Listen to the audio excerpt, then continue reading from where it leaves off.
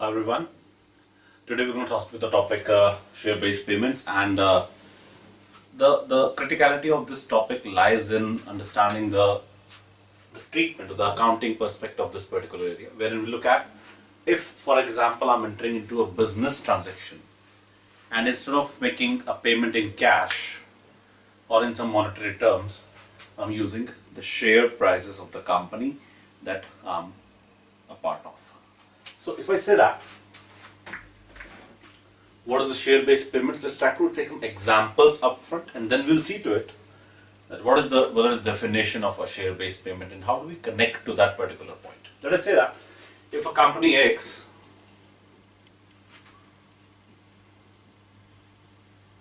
acquires a hotel from company Y and agrees to issue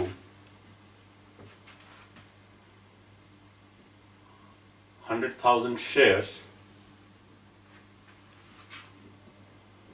in company X. So there is an asset purchased, there is a purchase consideration, but then there is no cash engaged in that. Just as one example to talk about. So what we're looking at is the transaction, the business transaction to acquire an asset is settled through shares in the buying company.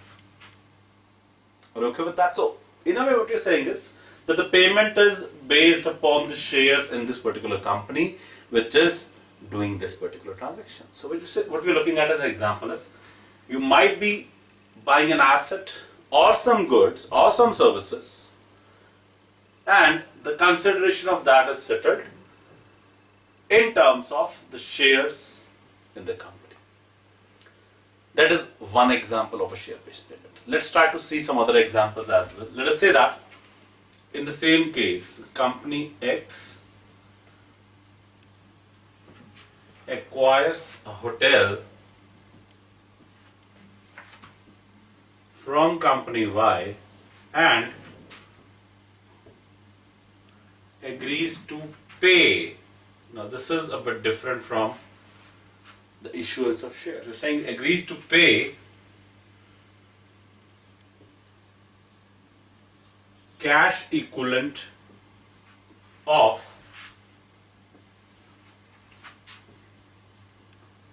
100,000 shares in company X on a particular date. Now, here again, there is a business transaction, there is a commercial transaction that you are acquiring an asset here from the vendor. And instead of issuing shares, now you are paying cash, but the cash is not determined on the basis of the value of this hotel. The cash is not determined on the basis of the value of the asset, but on a particular date, you are paying a cash which is equivalent to the value of these many shares in future to the vendor. So what we are looking at is that there is a payment, but the value of that payment is based upon the share price in the buying company again. So what we are looking at is an example of a share-based payment where you may acquire an asset, goods or services either by means of an exchange of shares or by means of a payment which is based upon the share price of the company. And that is where you define these share-based payments. Are we okay with that? Yeah. We'll take some more examples around this.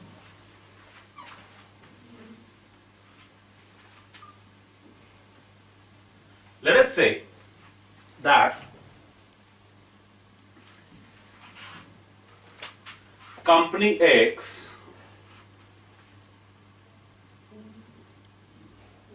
agrees to issue share options to its employees based upon their stay with the business for next 3 years. So here we are saying that the company X agrees to issue share options to its employees based upon their stay with the business for next 3 years. So the key is that you are promising the employees something. You're promising them a consideration that is shares in your own company. And it is not an obligation, it is an option to them. Normally we refer these two as ESOPs or employee stock option plans. So wherein if the employees stay with the business for the next 3 years, then the company will pay them something which is worthy of something. Naturally, just to make it easier, let us say if company X is a listed company, and it does not matter, even if it is not listed, the shares may still have a value. So if it's a listed company, after 3 years, the employees receive X number of shares in this company which will have a value. So in a way, if you look at it, why is company X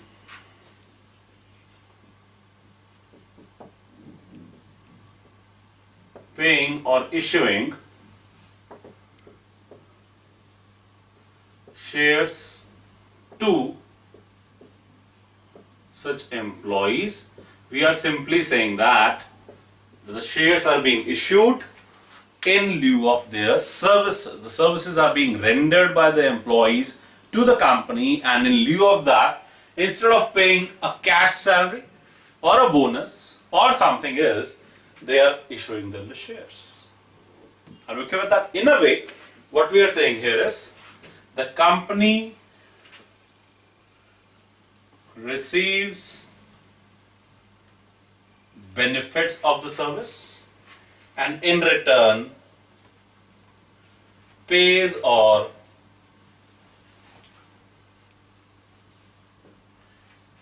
issues shares. And that is where you look at the criticality of the share-based payment, that how should the accounting for such transactions be done? We are saying that it does not matter.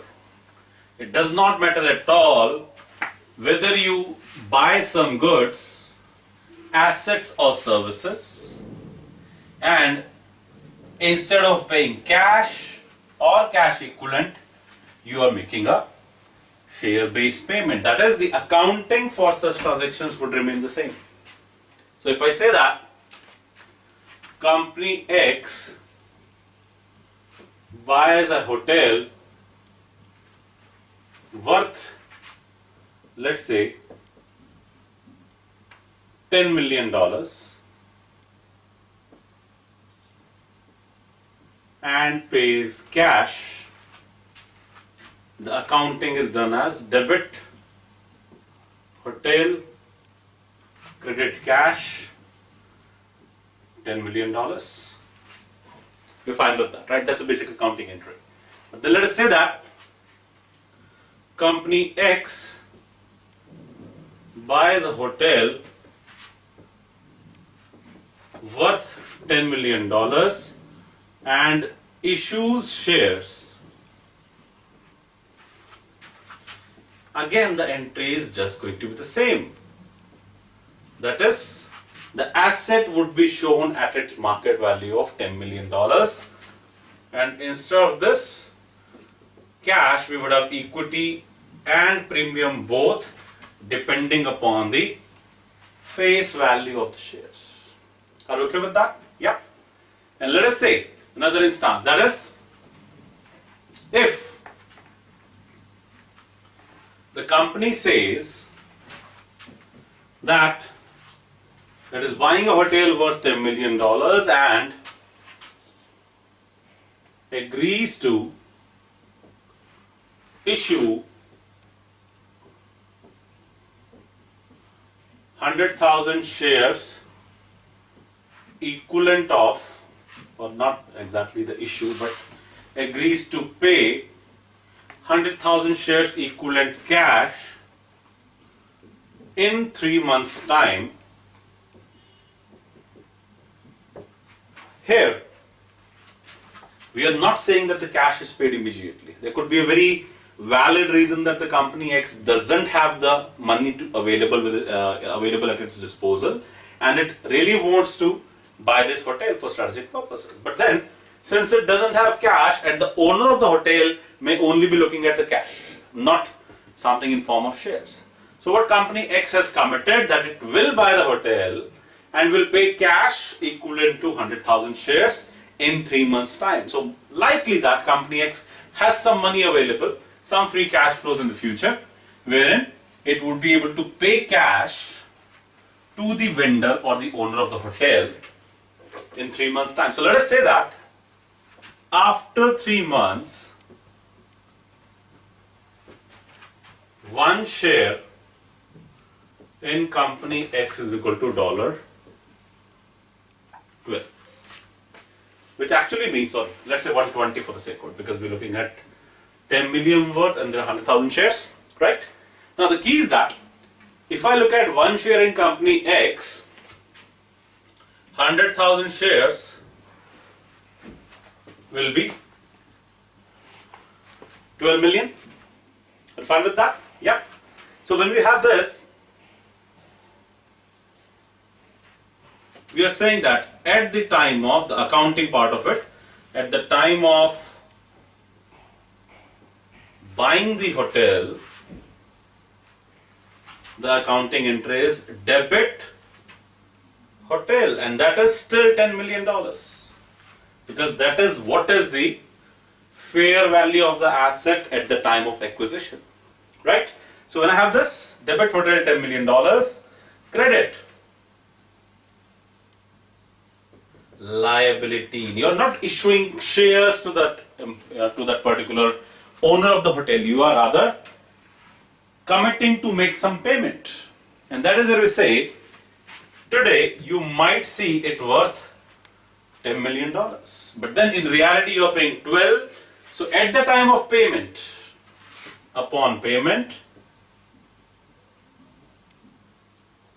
we are saying that debit liability, that is 10 million, credit cash or bank, which is 12 million, and the difference of course is charged to the P&L as an extra payment for the hotel. That is something which is arising purely because you are making the payment at a little later time, right?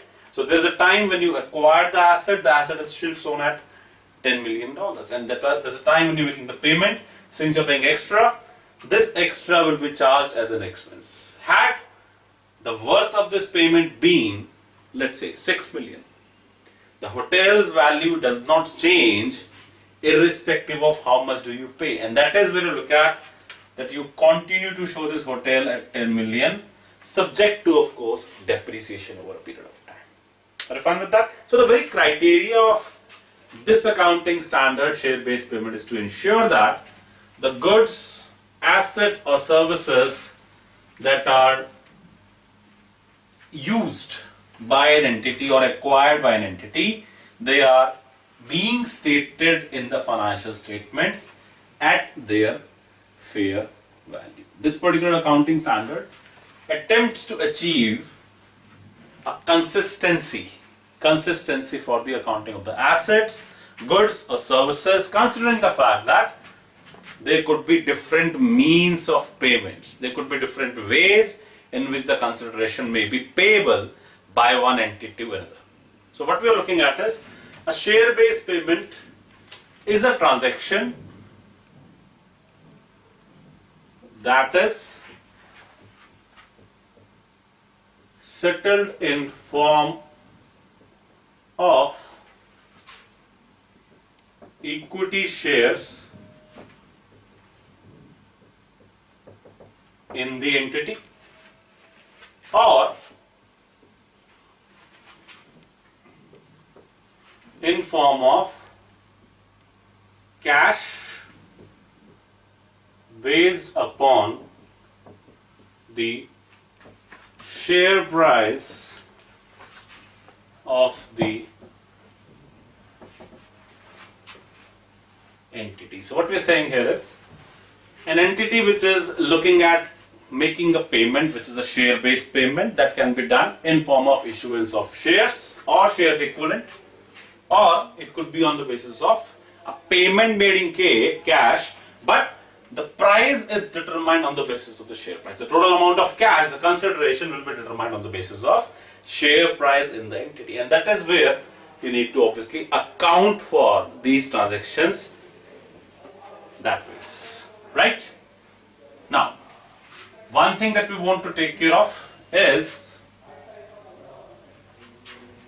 any share-based payment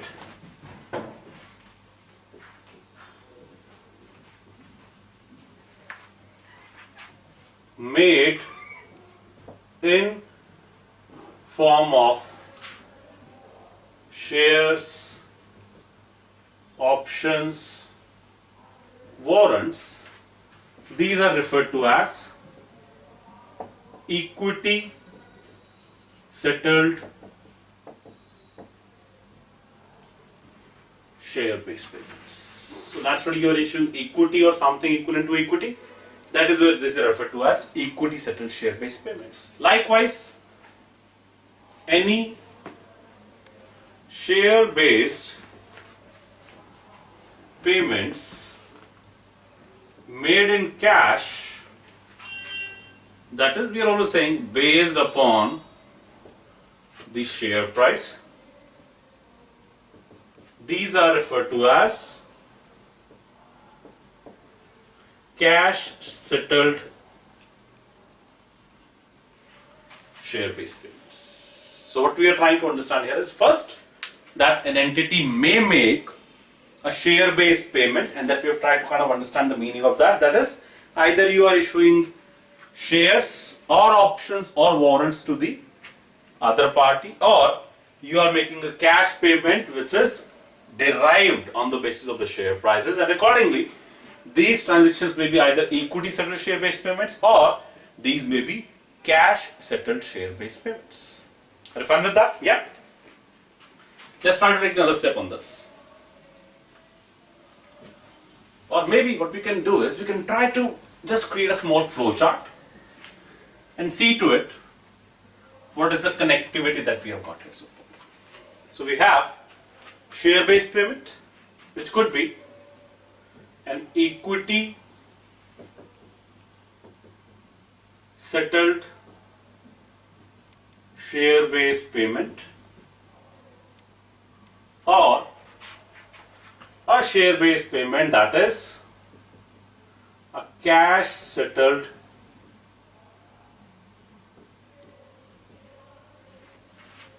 share-based payment.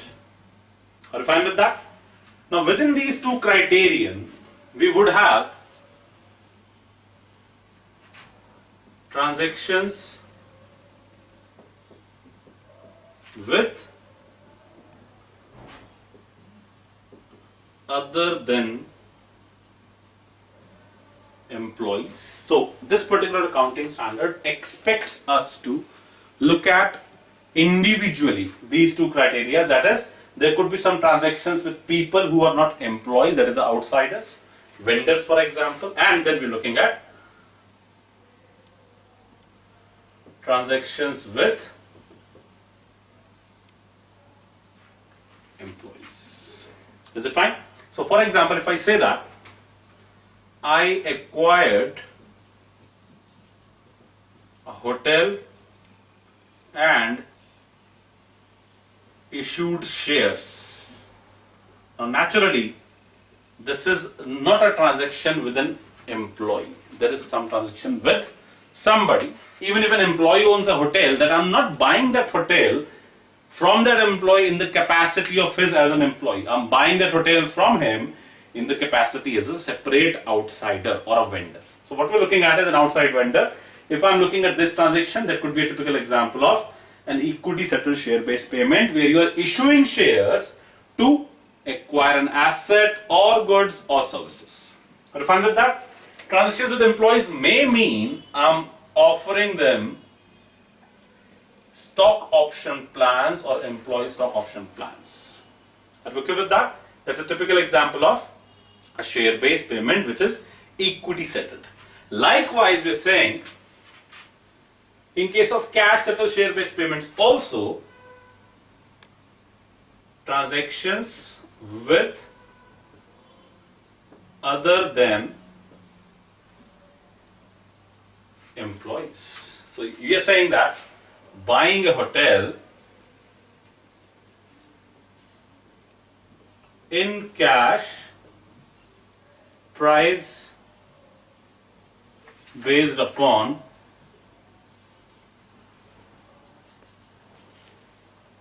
the value of shares, right?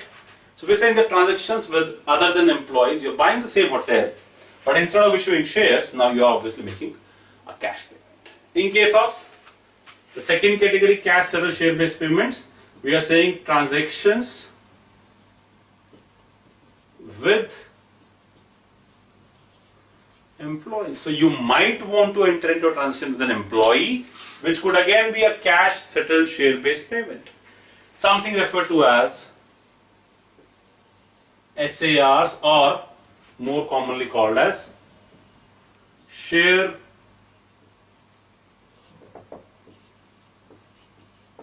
appreciation rights. Now that is something which is based upon the share price of an entity. We'll talk about that in detail, but the criteria is, if for example today one share is equal to $10, and let's say I'm giving a period of 2 years, if one share becomes $15, then the difference is nothing else but the appreciation that is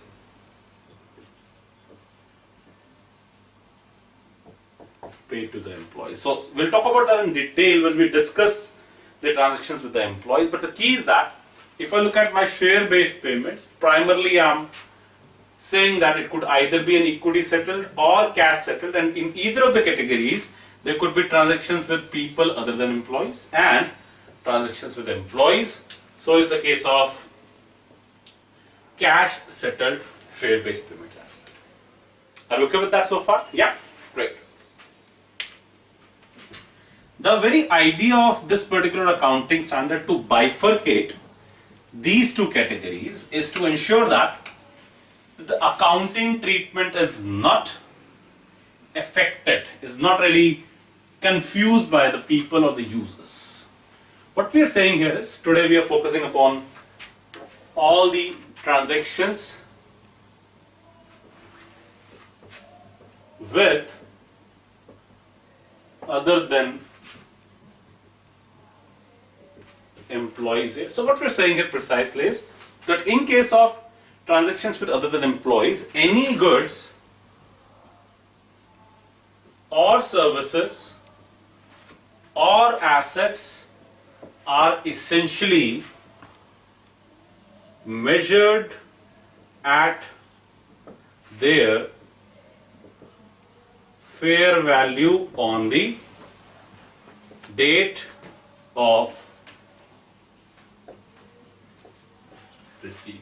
When you have acquired the assets, or when you have acquired the services, or for that matter the goods, they should all be recognized on the basis of the fair value at the time of the receipt by the entity. And that is something which is critical, because what you would know, or what you would notice sometimes, that in case of a share-based payment, it can always happen, especially in case of, let's say, a cash settled share-based payment, that you'll end up paying something very high or something very low against the fair value of the asset or the goods or the services. And that is what you need to understand, that to ensure a consistency in accounting, you need to use this particular criteria. In case